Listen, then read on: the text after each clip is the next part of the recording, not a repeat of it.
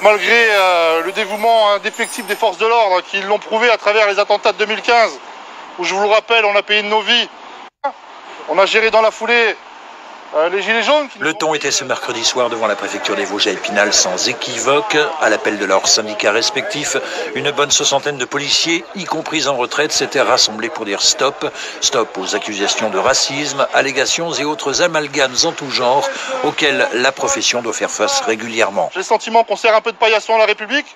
Quand ça va bien, elle sait nous trouver. Mais par contre, quand ça va pas, on est complètement lâchés et livrés à nous-mêmes. Ce qui a mis le feu aux poudres, la mort en mai dernier de l'Afro-Américain George Floyd aux États-Unis, victime de violences policières, mais aussi le parallèle fait avec l'affaire en 2016 d'Adama Traoré, décédé après son interpellation. Devant la réaction de l'opinion publique et les nombreuses manifestations contre les violences policières, le ministre de l'Intérieur avait annoncé l'interdiction immédiate de la technique d'interpellation, dite clé d'étranglement.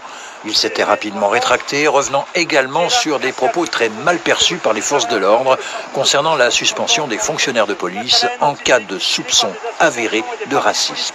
Il a reconnu une maladresse dans ses déclarations et aujourd'hui il réaffirme le droit à la présomption d'innocence pour les policiers et c'est bien évidemment heureux car évidemment les policiers sont des citoyens comme les autres et bénéficient de la présomption d'innocence comme tout le monde. Alors la police nationale en 2020 c'est 3 millions d'interpellations par an. Sur ces 3 millions d'interpellations, il y a 1400 enquêtes IGPN diligentées. Quand il y a des manquements, et il y en a dans la police, il ne faut pas se voiler la face, il y a des fonctionnaires qui parfois vont trop loin, il y a une enquête qui est diligentée et des sanctions sont prises. Quant à cette fameuse clé d'étranglement qui pourrait à terme être remplacée par une autre technique, tout peut être remplacé, à condition que ça soit remplacé par quelque chose d'aussi efficace. Pour le moment, ce n'est pas le cas. En France, la clé d'étranglement n'a été responsable du décès d'aucune victime. À titre personnel, après 15 ans de police, j'ai dû l'utiliser 2 fois. Pour faire taire la colère des policiers, la chose est désormais dans les mains du président Macron. Nous attendons un plan Marshall pour la police nationale, pour que nos conditions de vie et de travail soient enfin améliorées. Nous attendons aussi une réponse pénale forte, parce que évidemment, sans réponse ferme de la justice, notre travail est remis en cause quotidiennement. Et je crois qu'il faut être sans concession envers tous ceux qui agressent les policiers.